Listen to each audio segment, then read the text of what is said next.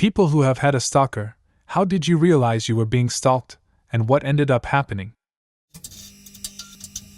It started while I was still in high school. He would be in a few of my classes and we would occasionally see each other around town, a very small, rural town. It slowly turned into him showing up at some of my friend group's hangout spots, and saying that I had inspired him to start looking into similar hobbies. We thought it was kinda weird but just brushed it off and avoided him. Flash forward a couple weeks into the start of summer vacation. He had found or followed me to all of my favorite places and my work, even though both were sometimes towns over from our own.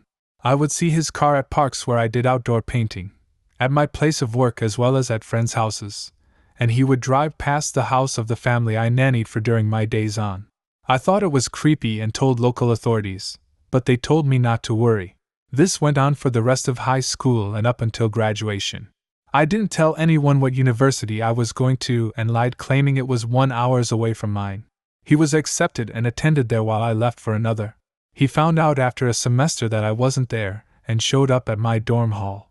He tried to break in and convince me and other people in the building to just let him in. I hid out in another girl's room until my friend was able to pick me up and take me to her boyfriend's off-campus apartment. I found out he was arrested the next morning for assaulting an RA. I called and showed them the evidence I had for his persistent stalking and finally filed a restraining order. He just got released a few months ago, and I have never been more nervous. I'm just happy my current job and living area has amazing security, and they all have pictures and his information to be safe. I may be paranoid, but better safe than end up on a true crime podcast. I had a stalker in high school, and he didn't make it a secret. We were friends at first, kind of talking romantically, but I was very shy when it came to relationships or being physical. We had never even kissed before when he asked if he could send a song he wrote about me. It made me very uncomfortable and I asked him not to send it, but he did anyway. I expressed my discomfort and tried to continue the friendship, but it was just not working because he would still write me poems and send me weird songs. He started following me to my classes even though his were on the other side of school, but he wouldn't speak to me at all. It was insanely uncomfortable. This continued for weeks. He started sending me mean messages anonymously online and sending me songs with scary titles. He sent me that Smith song "The More You Ignore Me," the closer I get every single day, sometimes multiple times. Then one day at lunch he gave me a handwritten poem and I can't remember what all it said, but the end was something about how he wanted to watch me get eaten alive by sharks. While friends, I had told him sharks were my biggest fear. I showed my teacher the poem and she freaked out and took it to the guidance counselor. She knew all the previous incidents, so the letter made her worried. Especially how his handwriting changed when he was writing about me dying. I ended up getting called into a meeting with the principal, a guidance counselor, and the teacher I told. They even called my mom in and we all sat down and talked about what would be the best thing to do. The principal was really nervous he would do something crazy, so he said I should just avoid him as much as possible and be polite any time we may interact. Basically how I was already handling it. I'm not sure if they ever spoke to him about it, but the last interaction I had with him still creeps me out to think about. I was up very late and received a text from him. "Why are you up so late? You should get ready for bed." He had been to my place once before and I lived very close to the school. I'll always wonder if he was outside my house that night. So he said I should just avoid him as much as possible and be polite any time we may interact. Your entire experience is unsettling, but this is the saddest line. Kids get written up or expelled for far more mundane reasons, and here there was a handwritten murder fantasy letter, and all the principal could say was avoid and be nice. I hope they dealt with him in the background without involving you. Last year my girlfriend was getting emails, texts and DMs from a no-name account asking intrusive and weird questions. "Are you in an open relationship?" Random sexually explicit stuff. She just blocked and moved on. Shocker to me, this is apparently very normal for women, and it fucking sucks. Anyway, one time we were in a mall and she noticed this lanky guy was following us. Again, I'm oblivious. She mentions to me that she thinks it's the guy who has been harassing her for weeks. We leave. She gets an email to her business email that night telling her that her boyfriend is cheating on her and flirting with other girls on Goodreads, and how does that make her feel? If she wants to know more, she can meet him at a park that we spend a lot of our time together at. She now knows that he lives in our area and has all the information about her. She stops going for runs at night, she stops shopping by herself, etc. Locks down every account, doesn't leave the house alone. She's just angry. I'm angry too. I ended up looking this guy up and realized that we had a mutual friend. Just an actor that I had filmed a commercial with. I send her a message asking if she knows this guy and explain the situation. I see that she's read it but doesn't respond. So for a few months my girlfriend doesn't hear anything from him, and we just decide that it's over with. Then I get a message from the actor. Apparently she did know the stalker. It was her ex-boyfriend. They had an abusive relationship, and he was really jealous. I guess he focused in on me because we would recommend each other books on Goodreads. He then decided that he was going to get even with me by stalking my girlfriend.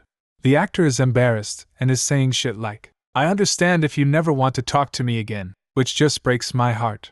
We offered to help her out, but she said that she has a restraining order and that it's fine. She did contact him, and he said he'll stop and never contact us again.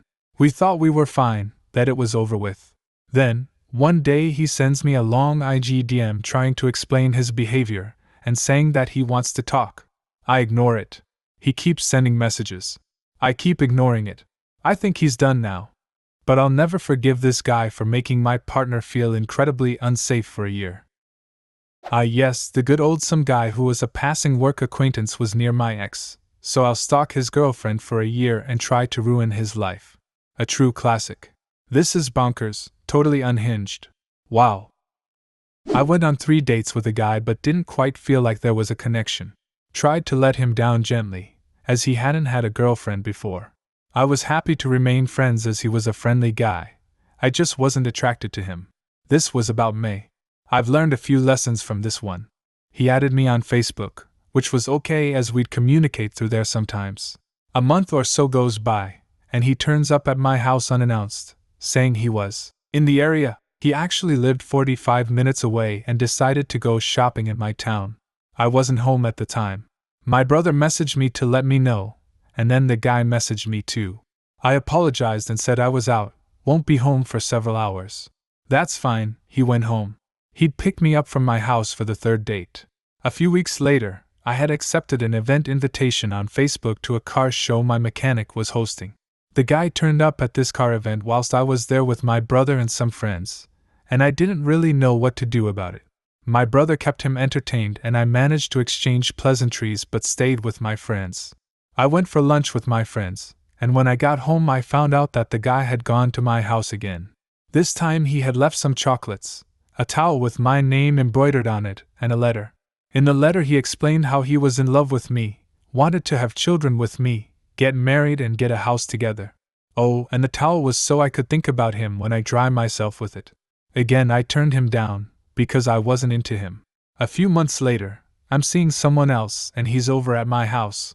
This guy turns up again, unannounced, trying to get hold of me. Why didn't he just message or call me? But luckily my brother is aware I've got the new guy with me, so tells the guy I'm not home. I had to explain to him in a message that if he wants to see me he actually needs to contact me first, not just turn up unannounced and expect me to be available. It made it much more difficult to want to be friends with him as it was becoming a bit overbearing and I didn't know what he'd try next. So, I had to cut him off. He tried contacting me through several methods. He even changed his number pretending to be someone else. He finally stopped after a year and a half. I worked as a secretary at an adult school when I was 18. An adult student kept bothering me taking pictures of me outside the office, etc. I quit that job and got him banned from the school. Fast forward 3 years later, I'm in a relationship 6 months pregnant, and I'm working at a DRS office. A police officer shows up and tells me I've had a private investigator on me for a few weeks, but he reported his client to the police because his client said he was my husband, but the PI, after following me for a few weeks, figured out he wasn't and was stalking me. He went to jail for a few days, never heard from him again. It's been 19 years. Freaky ass shit. Holy shit, I can only imagine how it dawned on the PI that the woman he was following was in fact a victim, and that his client was the crazy one. I would have felt sick. My wife did. It became a real problem. He was a maintenance man at the school where she taught. She was throwing out a lot of old, damaged books. He asked if could have them for his kids, of course. After that he wanted to always be there. Wherever my wife was, He was always sweeping or cleaning near her room. Then one day in the winter, my wife got a flat right after leaving school. It was getting dark and her new best friend is there to fix it. While changing the tire, he started asking sexual questions. He wanted to know if she ever had a black man. Of course, she said nothing. It got worse and the school administration was ignoring it. I was now going way out of my way to take her and to pick her up from school. She was scared. Then he said something to her while she was eating in the cafeteria. She lost it. She just started screaming and crying for him to leave her alone. They sent her home for a few days paid leave. Since the school was no help, I went to see 2 school board members I knew, but not well. I told them that I had hired an attorney and would be suing the school district unless my wife felt safe. They moved the custodian to another school, but it took months before my wife felt safe. The custodian got in trouble at the next school and was arrested. We never heard from him again. I'd still sue the district, to be honest. Fucking pricks. I have a weird kind of related story. There is a man in my town that for the last 15 years I see him constantly. Almost everywhere I go he's there, at least 3 times a month. The grocery store, the corner store, the gas station, Walmart, the liquor store. Occasionally we catch each other's eye and look at each other like, "You again?" and kinda laugh it off. It has come to be a little bit of a joke where I will come home and tell my husband, "Guess who I saw at the store today?" The only catch, he's always at these places first. So it's me who looks like the stalker. Do you have a similar story? Leave a comment and subscribe to the channel if you want to see more videos like this one.